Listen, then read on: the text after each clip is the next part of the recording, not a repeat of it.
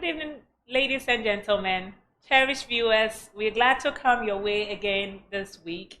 And this is a continuation of our last week's segment where we were discussing the economic importance of the COVID 19 pandemic and how best we can restructure ourselves as individuals, businesses, corporate groups, as well as organizations. And tonight we have our same set of panelists. I'll just briefly introduce them once again. From my extreme left, we have in the person of our own brother, Ato Ockan, who is a chartered accountant and a managing partner of Quantum Consult in Ghana. And sir, you are most welcome. Thank you very much. The next we have Nana Gyamfi-Acheampong, who is the CEO of Chrissach Floors.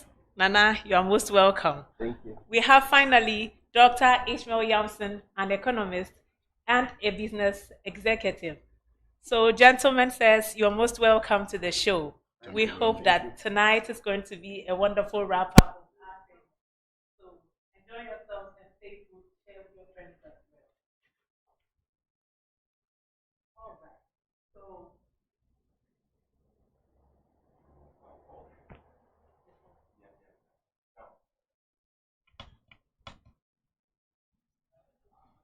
do you want me to restart? I can continue. Okay. Right. So this evening's segment, we are taking a little twist of events. We are going to have a brief presentation from Nana Gyamfi-Acheampong. He's going to share with us some pragmatic steps we can take and handle for our business forum. And then we will steal ideas from there. We will break down stuff and then discuss from this segment. So I want to now invite you, Nana, to take up from me and then do us the wonderful presentation now.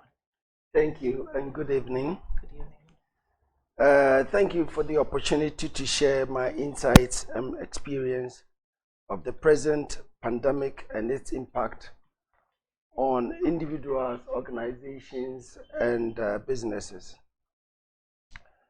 We are in challenging times now and very unique that no one could have imagined the world that we live in, so much set in our ways, will be turned upside down. Our beautiful world. I would say God, the Heavenly Father, created heaven and earth. Sometime in January in London, I heard of an infection in Wuhan, in China. That seemed to me far away, that I was not so much concerned about it. I believe most people thought the same, and the rest of the world treated it as China's problem. We fail to recognize that as humans, our development and inventions have made the world a smaller place. By the speed of the jet engines and the human travels, mobile telecommunications, and now the 5G, China was very close to Africa, Europe, America, and Australia. I placed orders in January and February from China to buy without the slightest thought that I should be cautious for the coronavirus was coming, and it will be called COVID-19.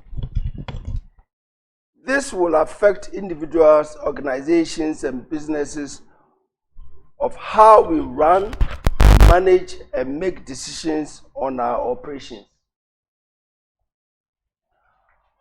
On individuals, coronavirus has taken lives, put workers out of work, affected our health and general well-being, hunger and starvation, social upheaval, and on our social life.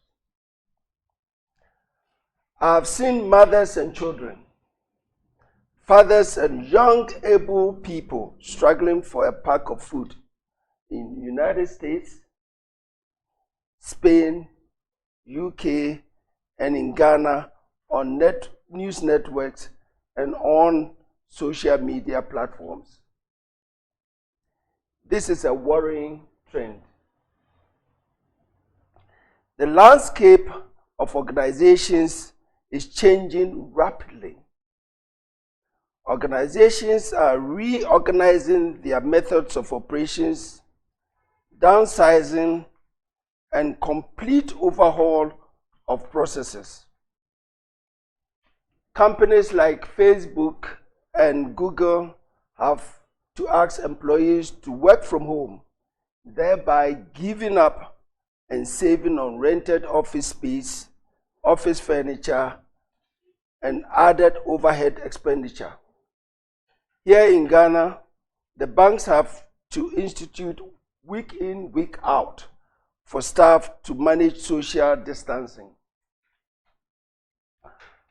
Corona has brought new practices and terminologies.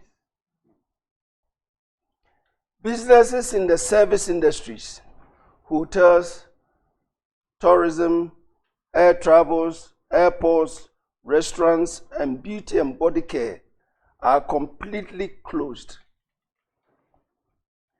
Let's count workers, supply chain, entertainment, sports activities, and tax revenue are seriously affected.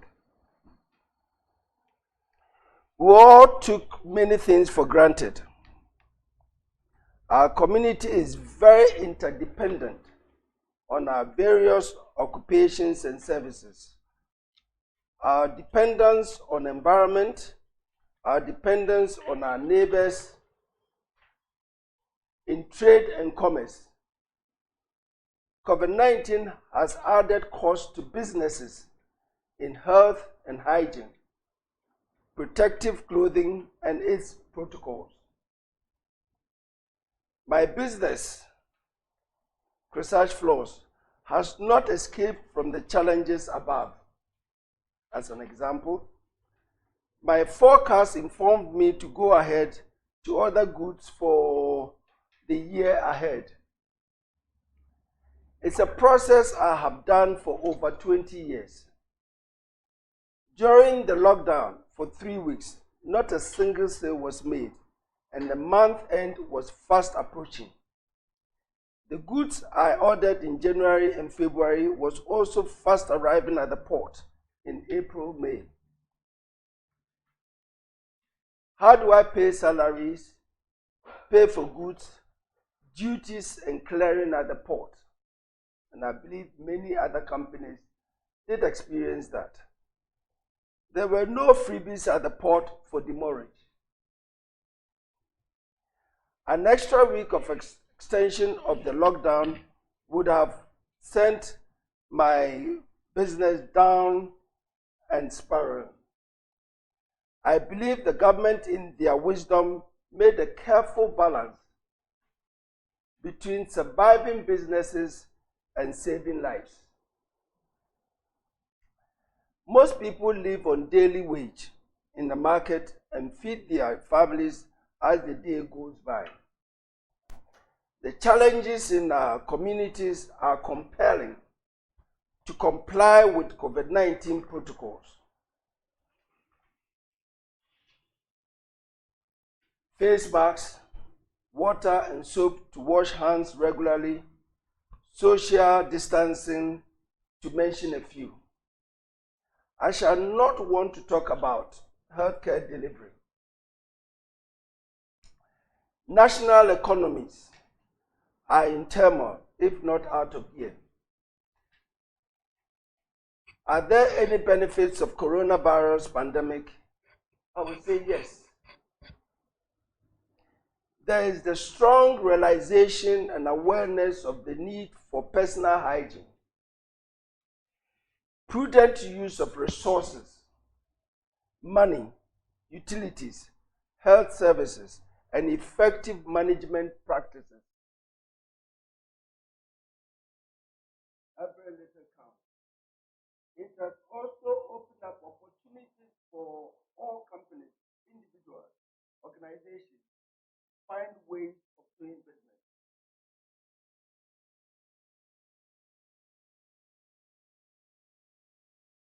Appreciation of some services that was not regarded, like rubbish collection, certain social services, etc. A drop in fuel prices and its attendant benefits.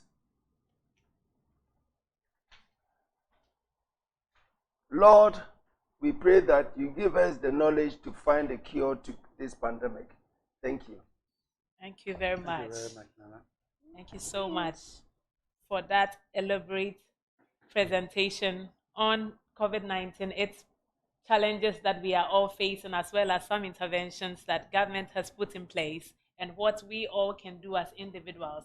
So this evening for our discussion, we want to use this as a springboard, as a bait to be able to capture the ideas that we've actually brought together over the past week. So this evening, I noticed that a point was raised on exposure to our personal hygiene. I noticed that as Ghanaians or as people generally, we just live our lives sometimes.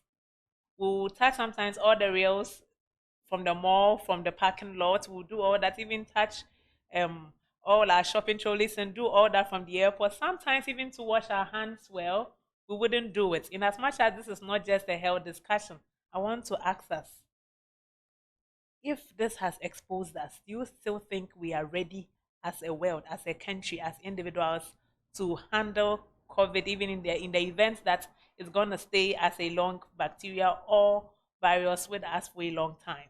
Uncle Ato, Mr.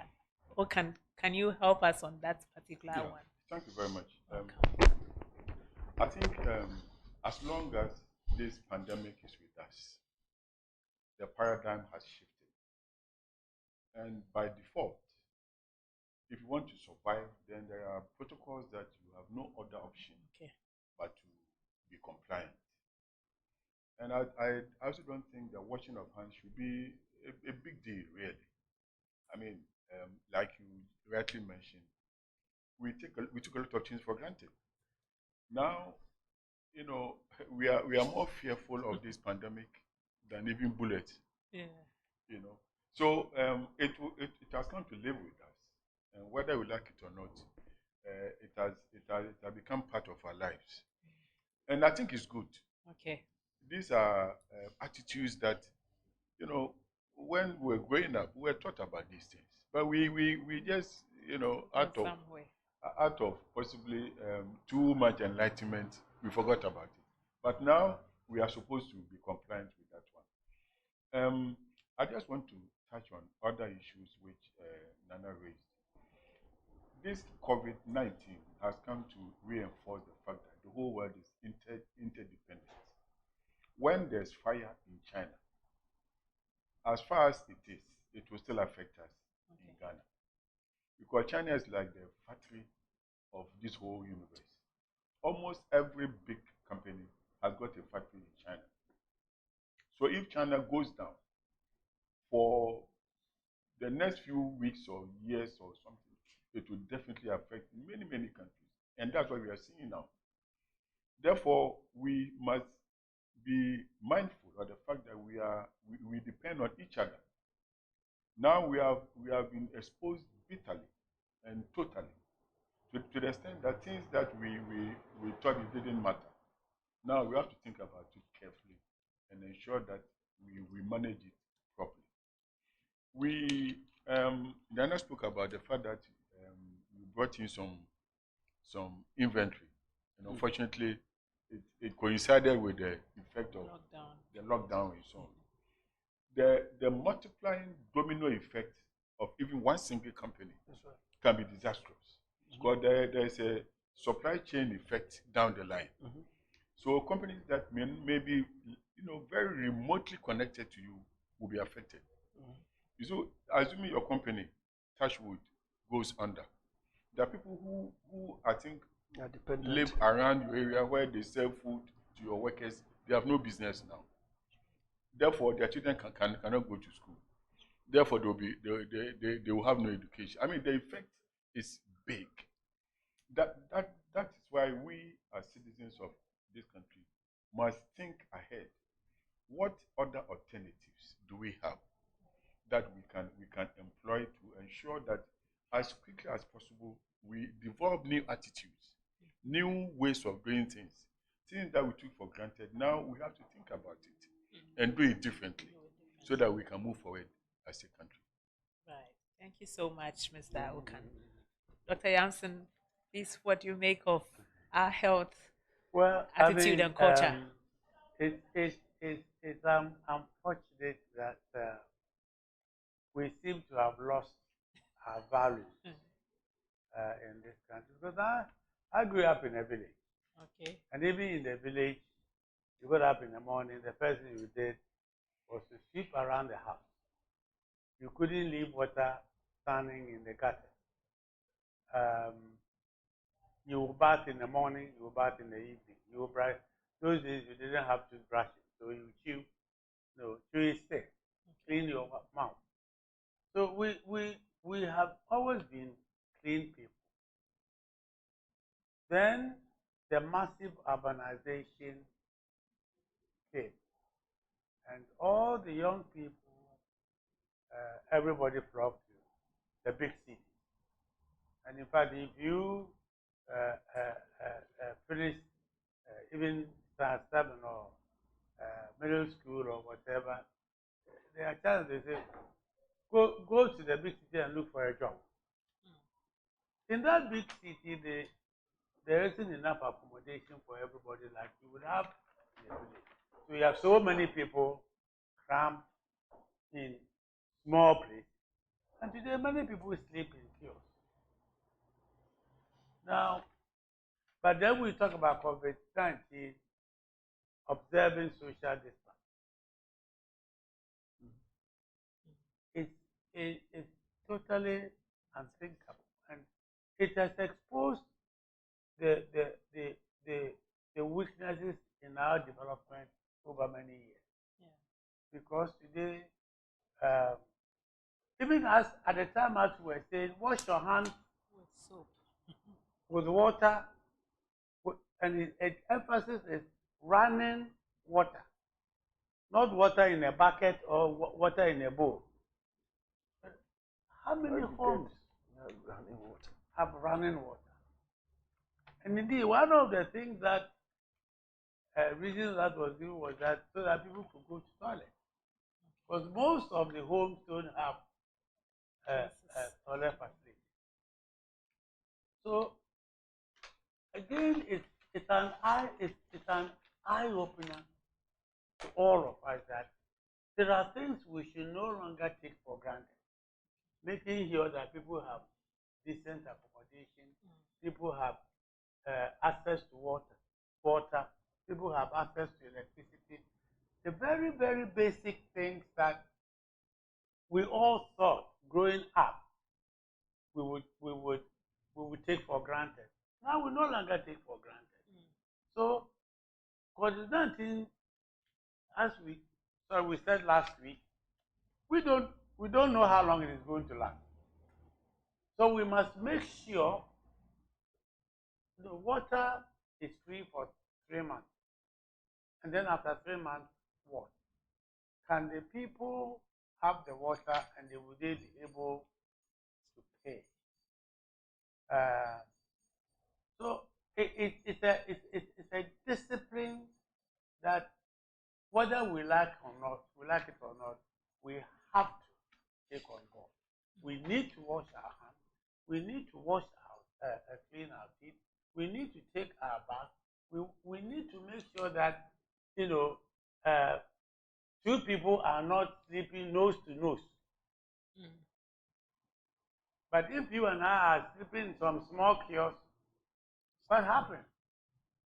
So it means it raises a much bigger development agenda, which our leadership and our politicians must take on board. Because we cannot go on like this forever. We give advice, but we know that the execution and the implementation of that advice is almost difficult. Coming here, I saw a lot of these young men who stay by the roadside. About 80% didn't have mask at all. And yet, they go near vehicles and talk to people to sell them.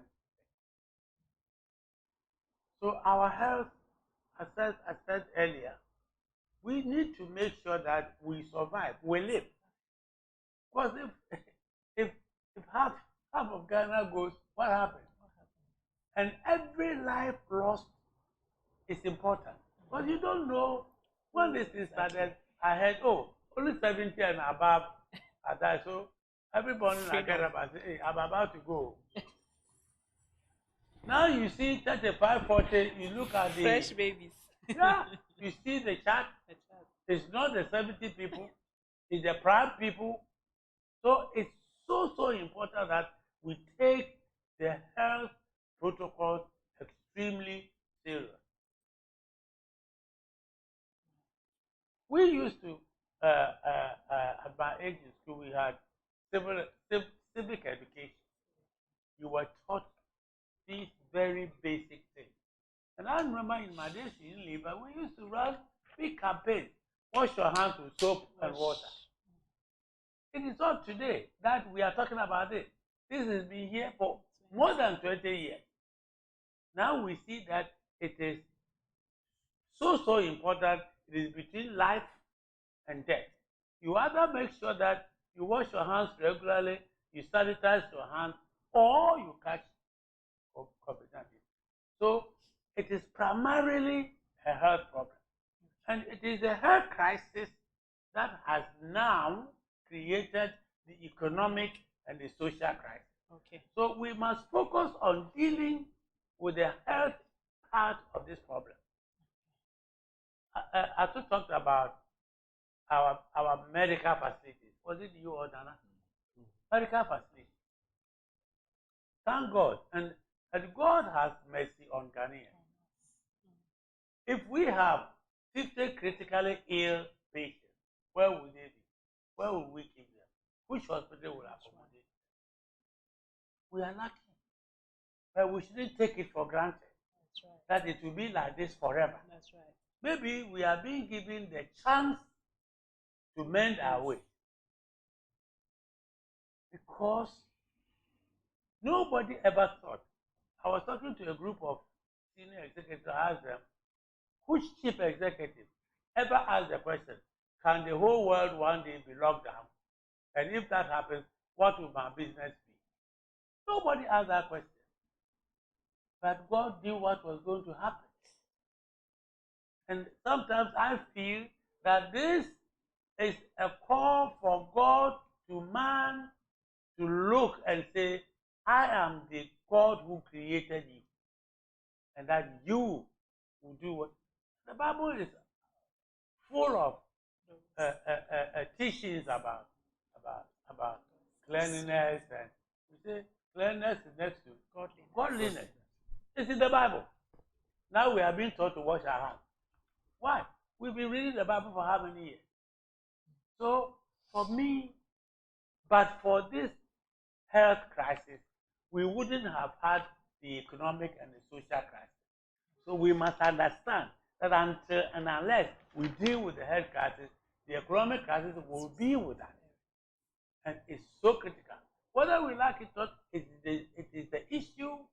You can deal with it, you can play with it at your own peril. At your own peril.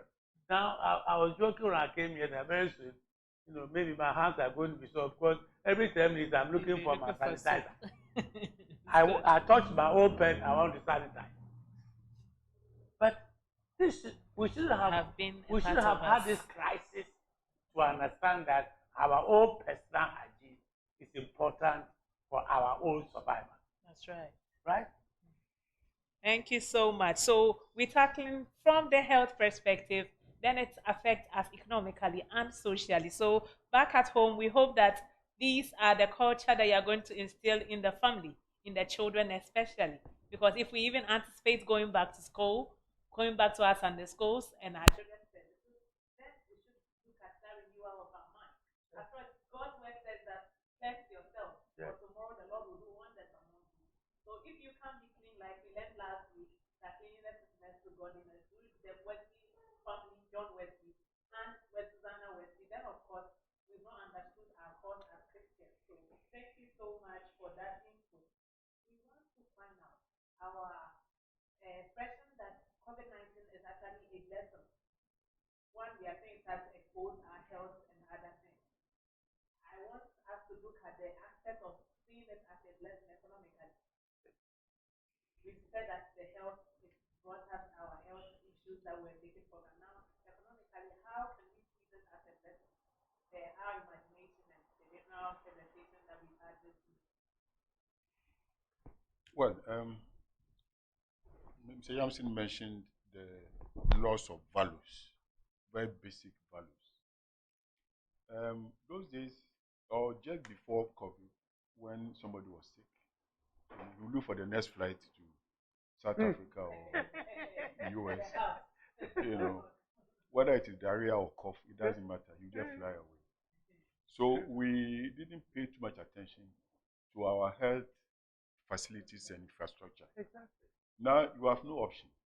When the airport was locked, whether you have 3 private jets or not, they cannot fly.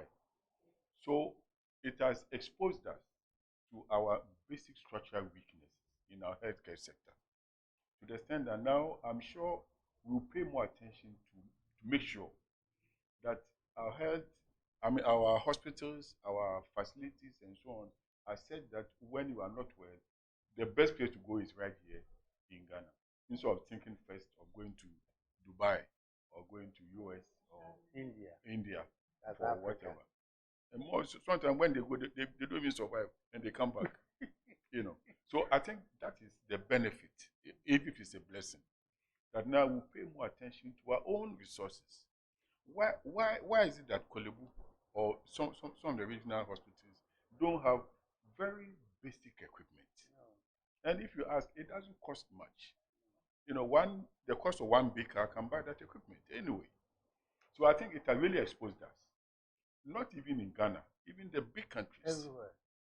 You know, US was struggling bitterly to resolve some of the, issues with their healthcare system. You know, so it has exposed the whole world. We are fortunate that this thing didn't start in Africa. If it did, I mean, I just read that US lost almost about 90,000 people. These are human beings. 95. Over 90,000 people. They just perished. 97,000. Assuming this happened in Ghana, even looking at 100 coffins at Calvary one day, talking about 95,000 and over human beings. So it has exposed the whole world to our basic health facilities.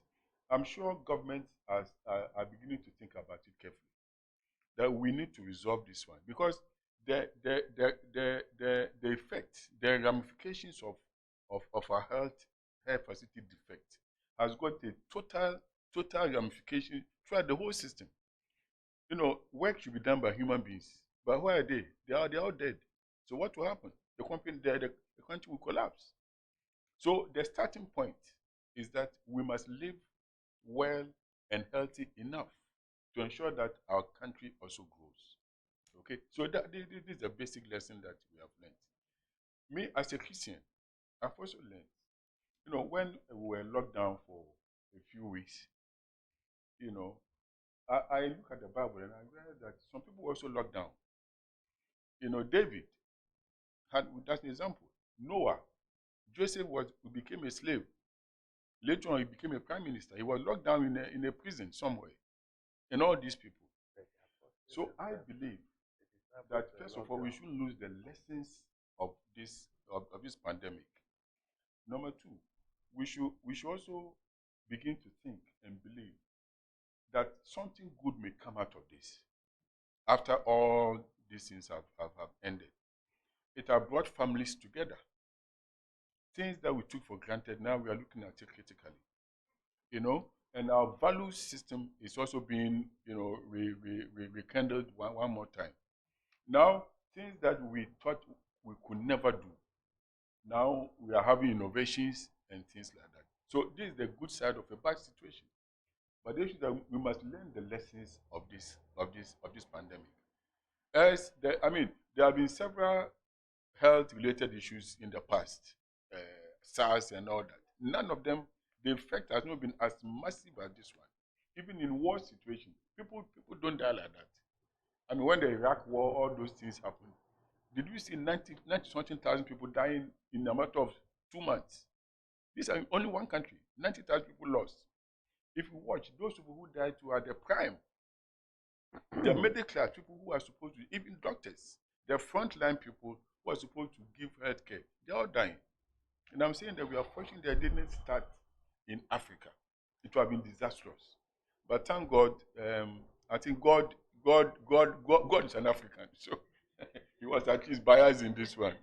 But we shouldn't lose the lessons in this so that we can learn it and move on. I'll come to you shortly, but let me talk to Dr. Yamson, the benefits, the blessings, economically, has today okay. how we are getting our life. Yeah. Economically. Yes. Oh, well, I think there are many lessons. But I'm a seller, I'm a bread seller, and you are telling me that my bakery is getting a lesson out of COVID-19. I'm selling party on the street. Okay. How practical is this? How relevant is this? Because I don't see clearly. So if you can all help us with how. Okay. So let's be. You are okay. You want me to start from bottom up. Now, if you are at that level, a bread seller, watches seller, cake seller, it's a tough situation. Really, really very tough. Because first of all, and there's a woman behind me who makes ga cake. In the first 3 weeks when it was locked down, he couldn't get made. So he couldn't produce. He could not just make cake. Not because he wasn't ready to. Because everybody, people will sneak themselves and say, but you can see there's nothing on the fire. After the lockdown, because I walk in that area, and I had a conversation with him, I was interested in her. That's small business, micro. This is the micro business. I said, Nana, the little money I had that I used to credit the maid, in the 3 weeks, we spent it. So now she has no capital. So I said, but those who give you the maid, can they give you credit? They too have lost money, so they cannot also access. So you see the change. So it hits those people very hard. Orange sellers, the people that have to do that for that day to find something for themselves and their family. Now, what do I say? That, but there is hope. There is hope. But first, the lesson. Let's first talk about the lesson. Coronavirus hit the country at the time when we were leaving, we were exiting the harvest, and we were getting into the lean season. May, June, July are always the lean season for local food. And food prices has already begun to rise. I am saying that this is a lesson to take our buffer stock management seriously. Right? Now, when we say buffer stock, we're not talking about the buffer stock that we have imported to come and stop the rice and the maize. That we should be able in this country to have, look, we say we have foreign exchange reserves which will allow us to cover our imports for say 4 months, 4.5 months, 4.8 months. Why don't we say that we have maize produced in this country or rice produced in this country that will last us for 1 year? Or we have plantain, we have cocoyam, we have cassava, we have all this. We have developed a preservation that allows us to preserve it for say 4 months, 6 months, 1 year, 2 years, 3 years. Why? Now we are all rushing to buy mango ice cream, cocoyam. But we grow it here. Now we can't even add value for things we have been producing ever since and now we go there and you buy cashew nut from somewhere, so many miles away, from India, imported to Ghana. So the lesson is that our government, our people, all of us must understand that we should be able to be self-sufficient. So, assuming this was a war and our territory was surrounded, how long could we have survived? How long could we have survived? It means we just are unable to live without important things. But there are basic things we should be able to provide. So that woman is looking forward to a time when, even if there's a lockdown, she probably will have 1 bag of maize sitting there that she can process during the period. Why is she so poor that somebody cannot even give her 2 bags of maize on credit? So we need to think that we need to change the way. Look, when we say, oh, we have people who live on it, so we are going to give them 5 cedis a day. After you have given the person 5 cedis a day expenses, then what? Then what? So I'm saying the lesson is that we are badly, seriously exposed as a country. We know that we are vulnerable to external shocks. We are vulnerable to unseen development. We should be prepared to say, at least we can live in this country for 6 months without anybody panicking. That's why we established the buffer stock company. We have a backup stock company. And we shouldn't stock those things with things we have imported. We should stock them with things we have produced here. I know that no country can produce everything that it is. I know that. No country can produce all its raw material. If you go to Singapore, what they have? Nothing. But they are a very rich country. But they have managed their country in such a way that they have enough money to import everything they want. So, if we made the right choices, and I talked about leadership earlier, our leaders at all levels, and when I talk about leadership, I also talk about president, I talk about leadership at all levels, must realize that we cannot leave our people vulnerable forever. I know that people, America, what happened? When they say people cannot survive, they said, give every American $1,500 to spend. We are nowhere near even giving everybody every 5 cents to spend. But we can begin to take, look, we sit on almost everything. We sit on gold, we sit on diamond, we sit on bauxite, we sit on this, we have iron, or we have everything. I can't understand why we just can't use these things that we have for countries that have nothing, absolutely nothing. Today, those countries can look after their people. So the vulnerable people, I know we have exposed them already. Let them give them hope now.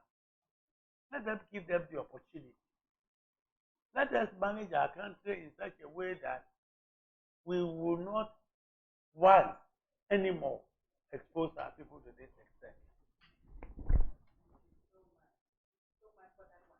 What used to hurt me most when I drive or I move by and see fresh fruit, probably watermelon is in season.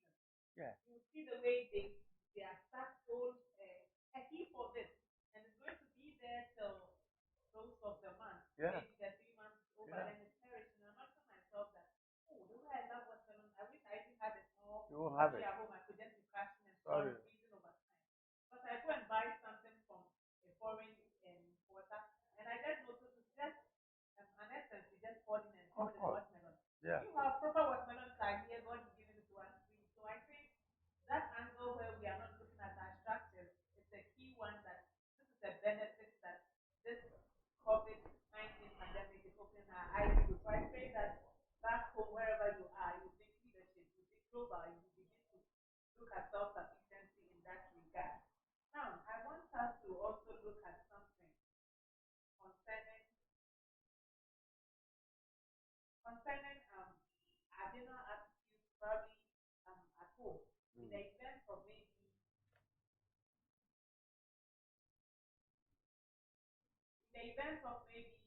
a an unanticipated lockdown or a series of any other attack that comes with this COVID, and we are maybe asked to stay home or something happens to our lockdown.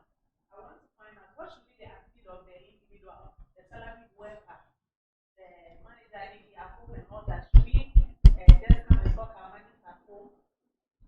Should we just say that maybe lock the next 2 months and I need to make sure that rather there's a little money that can do things? Like we're just looking at the economic exposure and other things. I want to find out what can be the culture at home for the individual staying at home watching this show to know how best they can also prepare themselves because we are still in this season where the numbers keep rising. So what can we do? I want to start from Nana because your All right. Yeah. All right. Well, if you're talking of the lockdown, one needs to find ways and means to be able to enjoy your family, to be able to stay sane. If I say that, I mean to be able to engage in some activity at home, with your family. Naturally, I would tell you to keep fit and to make sure you have good nutrition to be alive for better times to come. Exactly. You mentioned about money. I would also say you don't have to carry your whole bank account home. And these days, the use of the plastic is all over mobile or money transfer, mobile money payment on that platform. You can use that effectively, that you don't need to carry cash into the house for fear of other consequences as well. So you would have time with your children to play games, enjoy, entertain yourself at home. That is what I can say about the lockdown, that you must learn to live in your own home and engage yourselves in other activities, waiting for time for the lifting of the lockdown. I will be passing the question on, but I remember one of my hairstylists used to tell me, oh my guy, you must not be. You tell us to stay home, give us the money. Because she don't need the money that she can't stay home. She used to put food on the table. This person will cook for him. She needs to move. She's telling me that, oh my guy, yes, the military men are on the road. They can't give us money. We stay home for them. I said, oh, for now, we need to say, that is not realistic. They want to make money, but their mind depends so much on people's second house. So that's whole week I ask myself, so how are they surviving? Because that's the kind of business we find themselves in. So what can we continue to do as Mr. Ato Ockan? What should we do at home aside our entertainment, aside Well, I think as a country, the home is a function of a whole country's totality, as it were. So if like Mr. Yamson said, we have 3, 4, 5 months of arrangement that if there is an issue, we can live for another 4, 5 months and so on. We should also bring that concept to our level at home, to the extent that at least COVID has exposed us. Assuming that there is a spike and therefore it becomes necessary that we are locked down again. Okay, I think we should be sure that at least a certain basic amount of food is kept in the house, at least, because I mean the woman you are expecting to go and buy the thing, she will not be there. So a certain amount of food buffer should also be. We should have a buffer stock in the house, at least, if you can afford it, so that it can last you for the next maybe 2 weeks or 3 weeks or something. Not any flamboyant, expensive whatever, but certain basic food stuff should be available. Even garage, but I hear the price of garage just shot up, just like that. So we should have those things available in the house. Somebody told me something about COVID, and I just want to say, he said, COVID is COVID. He said the C is for consciousness of other people around you. Okay? The O is open to adjustment. Okay? The V is voluntary work. You volunteer to do things that normally you would not have done. The I is intimacy in the family. Now you have been locked down. You have nowhere to go. So you have to stay in the family. You should learn to be close to your family. And the D is dedication to our God. I mean, Mr. Yamson said that now we have become aware that after all, you are not powerful. There's an absolute power who is God. So you can have all the money, you can have all your buffer stock, but there's a superpower who is called God. So COVID has told us, or has exposed us to the fact that we are now aware that there's a superpower who is in charge of world affairs. As big countries will not have suffered the way they are suffering now. We left behind God for too long. We left God behind for too long. Now the whole world is like in a reset mode. God is resetting the whole world to zero. And I'm praying that we learn our lessons from there, so that we don't lose the fact that God is teaching us some lessons. And we better learn those lessons quickly. Let me just add one thing that, again, something that we used to do that we've left behind. Which the East Asian countries, one of their biggest causes of success was that they are heavy savers. They save money. We don't have the culture of savings in Ghana. We had it. And I don't know how we lost it. Then, of course, recently when people lost their money, when we were recovering, people were, trying to put money aside, although they got into a whole mesh of activities that really were not sustainable, and therefore people have lost their savings. But that should not discourage us from recreating that habit of putting some money aside for the rainy day. Anything can happen. So you must always be careful that it doesn't matter how small it is, leave something for the rainy day. Because you never know what can happen. We never expected this to happen. And then you get up one morning and you are penniless. All these people were saying, oh,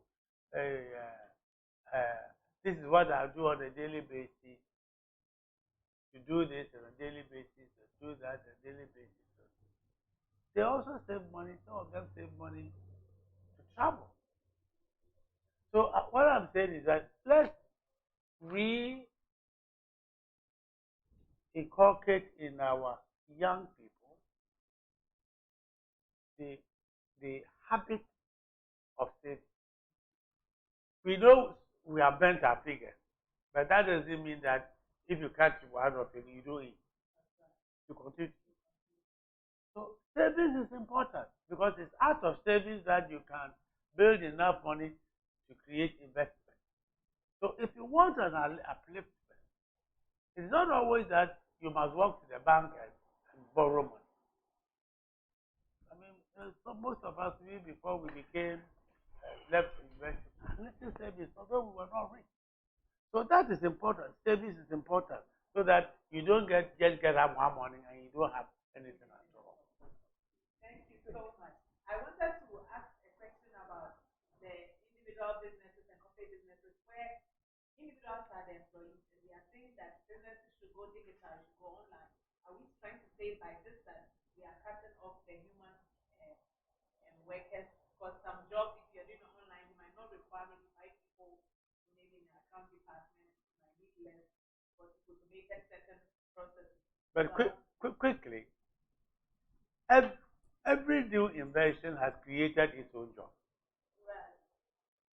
Digitization will create its own job.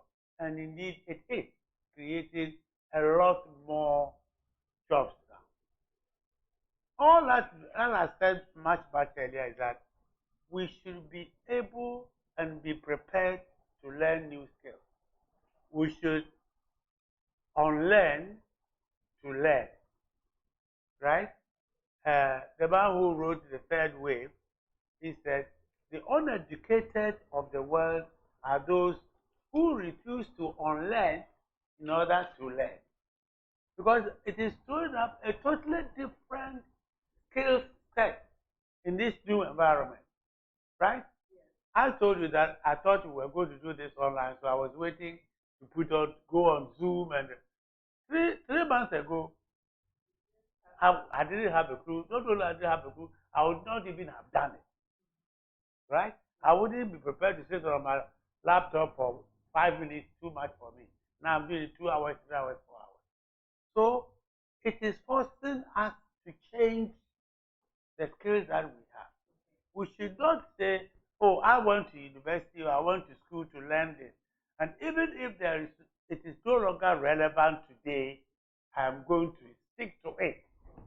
You should begin to say, now what are the new skills that are available that will give me the new job? And go for it. Thank you so much. I want to take our final words. I want to leave room for Nana as well as Mr. Ockan to give us their final words because Doc has actually espoused on how best we should prepare ourselves. So your final words, a line or two, we have just 2 minutes to wrap up. Yes. The human face, we cannot dispense of the human face or interaction in any business, in any form. But the use of the virtual interaction is also very, very important to expand the face of the business. So if I answer your question, we cannot completely do away with that phase. But then the virtual or internet would enhance the exposure of the company. Yes. My final words is that as a Christian, I still want to have hope. That our God is a God of hope. And he says in Psalm 23, verse 4, he said, even though you walk through the valley of the shadow of death, I will fear no evil. So crises have come, challenges have come, difficulties have come. But when Christ was hidden in that tomb for 3 days, after that he resurrected and he gave us salvation. So the takeaway issue that I want us to know is that don't let us lose hope. That there will definitely be a light at the end of the tunnel because he's still God and he's still on his throne. Amen. Amen. Thank you. So much. I hope our cherished viewers have had a wonderful night, and it's actually been something that you think and it makes you calculate and how best you are going to put yourself right as an individual, as an organization. Have a bond of organization to my manager. It's our prayer that will come your way next time and we'll come on another segment with finance so that we'll prepare and get ourselves well oriented. Thank you so much, sirs. Gentlemen, you have been a blessing to us. Before we wrap up, I would ask Nana to say a short word of prayer for us and then maybe extend it to Ghana as well. Okay. Thank you. Shall we pray? Lord, our creator of heaven and earth, we come before you to understand your word. We bow before you to ask for direction and guidance. In these difficult times of coronavirus, we ask that you protect us, lead us, let it open us to other opportunities, and to realize for us to realize that you are the Almighty God, the Creator of heaven and earth. God, guide us and shield us in these trying times. Amen. Thank you all so much. Thank you very much. Have a good evening. Thank you very much. Give it to my Sarah.